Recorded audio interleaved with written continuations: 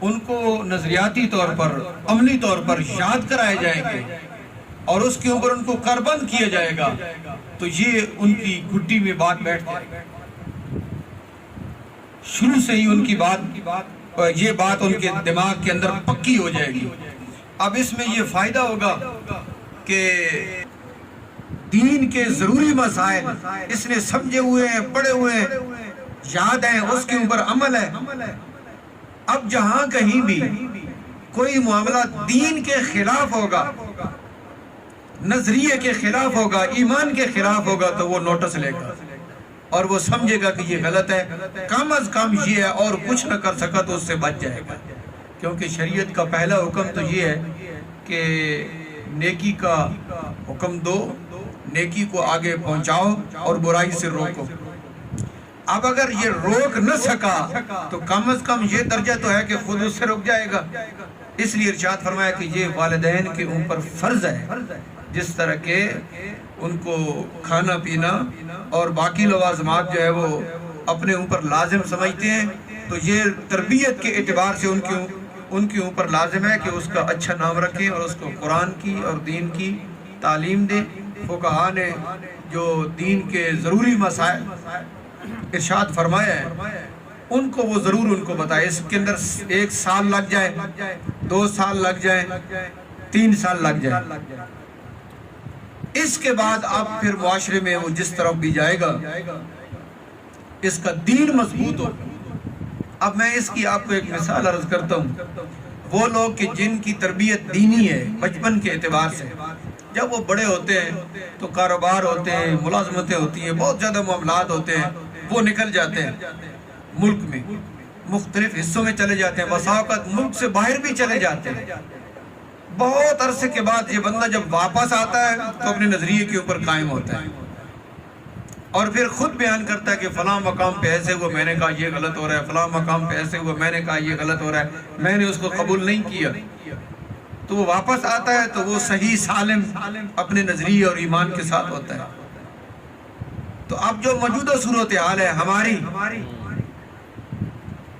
کہ جو بھی لوگ باہر جاتے ہیں معاشرے میں، ملک میں یا ملک سے باہر، اب دینی طور پر ان کی تربیت تو نہیں ہوئی، ان کو دین تو سکھایا نہیں گیا، پڑھایا نہیں گیا، عملی طور پہ انہوں نے دین کو تو اپنایا نہیں. اب صورتحال یہ بنتی ہے کہ جب وہ معاشرے میں جاتا ہے تو پھر مختلف قسم کے اوہام اس کے ذہن میں آ جاتے ہیں، شکوک و شبہات آ جاتے ہیں، وہ شک اور تردد میں پڑ جاتا ہے. اور اکثر و بیشتر یہ ہوتا ہے کہ بیچارہ وہ راہ راست سے ہٹ جاتا ہے اور جو دین اسلام کے ضروری عقائد اور مسائل ہیں ان سے محروم ہو جاتا ہے، پریشانی کی وجہ سے کہ اسے کچھ سمجھ نہیں آتی، اور اس وجہ سے کہ بنیادی حق اس کو دیا نہیں گیا. اور وہ بنیادی حق یہ تھا کہ اس کو دین مکمل طور پر جو مسائل ضروری ہیں اس کو سمجھا دیے جاتے ہیں. معزز سامعین کرام، تو یہ درس قرآن کا جو مقصد ہے اور اس کی جو غرض ہمارے سامنے آ رہی ہے وہ یہ ہے کہ ہمیں ان چیزوں کے اوپر بہت زیادہ خیال رکھنا چاہیے اور بہت زیادہ توجہ دینا چاہیے. دیکھیے ہم خود ہی تو کہتے ہیں کہ معاشرہ بگڑ رہا ہے، لوگ راہ راست سے ہٹ رہے ہیں، تو اس کی وجہ علامہ اسماعیل حقی رحمہ اللہ نے ارشاد فرما دی ہے. اس کی وجہ یہی ہے کہ بنیادی طور پر سب سے پہلے جس طرح کے بچے کی وہ جسمانی تربیت کے اعتبار سے والدین خیال رکھتے ہیں، اس کی کھانا، اس کا کھانا، اس کی رہائش، اس کا لباس، یہ اس کا خیال رکھتے ہیں، تو اس کے ساتھ یہ ضروری ہے کہ دینی اعتبار سے اس کی تربیت بھی کر دی جائے تاکہ وہ آنے والے وقتوں میں دین سے دور نہ ہو جائے اور والدین کا نافرمان نہ ہو. جہاں یہ ارشاد فرمایا اور پھر ارشاد فرمایا اسی مقام پہ کہ قرآن حکیم کا ایک ظاہر ہے جس کو علماء بیان کرتے ہیں اور اس کا ایک باطن ہے جس کو اہل تحقیق صوفیاء بھی بیان کرتے ہیں. یہ اہم مسئلہ بیان فرمایا اس مقام پہ کہ ایک قرآن حکیم کے ظاہری احکام ہیں، جس طرح کہ نماز پڑھو، روزہ رکھو، یہ ظاہری احکام ہے. اور ایک پھر باطنی مفہوم بھی ہیں قرآن حکیم کے، جن کو صوفیاء اور اہل تحقیق بیان کرتے ہیں، لیکن ارشاد فرمایا کہ یہ باطنی مفہوم ظاہری احکام کے مخالف نہیں ہوتا۔ یہ مسئلہ واضح فرمانا چاہتے ہیں کہ جو باطنی مفہوم ہے وہ روحانیت کے اعتبار سے وہ بھی مفید ہے، لیکن وہ ظاہری احکام کے کبھی مخالف نہیں ہوگا۔ اگر کوئی شخص کہتا ہے کہ میں قرآن کے باطنی مفہوم کو بیان کر رہا ہوں یا روحانیت کے کسی مقام پر ہوں اور قرآن حکیم کے ظاہری حکم سے وہ ٹکرا رہا ہو، تو وہ بالکل باطنی مفہوم نہیں ہے، وہ روحانی مفہوم نہیں ہے، بلکہ وہ کوئی ابلیسی ہو سکتا ہے جو قرآن حکیم کے ظاہری احکامات سے ٹکر لے رہا ہو۔ مثلا ظاہر میں یہ ہے کہ نماز پڑھو، جو نماز کو چھوڑے گا وہ سخت گنہگار ہے۔ اب اگر خدا نہ خواستہ کوئی شخص کہتا ہے کہ میں باطنی مفہوم پہ عمل کر رہا ہوں اور اس میں نماز کی پابندی نہ ہو، تو اس کا مطلب یہ ہے کہ یہ غلط بیان ہے۔ باطنی مفہوم تو ظاہری مفہوم کو تقویت دے گا اور اسی کو بیان کرے گا۔ اگر یہ اس کو بیان نہیں کرا تو اس کا ظاہری مطلب یہ ہے کہ یہ شخص راہ راست سے ہٹا ہوا ہے، کیونکہ باطن جو ہے وہ باطنی مفہوم وہ ظاہر کا مخالف نہیں ہوگا بلکہ مزید اس کی وضاحت ہوگا۔ ان آیات بینات میں یہاں تک یہ تفسیر ہے، اور اس کے بعد ارشاد فرمایا وَبَشِّرِ الَّذِينَ آمَنُوا وَعَمِلُوا الصَّالِحَاتِ أَنَّ لَهُمْ جَنَّاتٍ تَجْرِي مِن تَحْتِهَا الْأَنْهَارُ كُلَّمَا رُزِقُوا مِنْهَا مِن ثَمَرَةٍ رِزْقًا قَالُوا هَذَا الَّذِي رُزِقْنَا مِن قَبْلُ وَأُتُوا بِهِ مُتَشَابِهًا وَلَهُمْ فِيهَا أَزْوَاجٌ مُطَهَّرَةٌ وَهُمْ فِيهَا خَالِدُونَ۔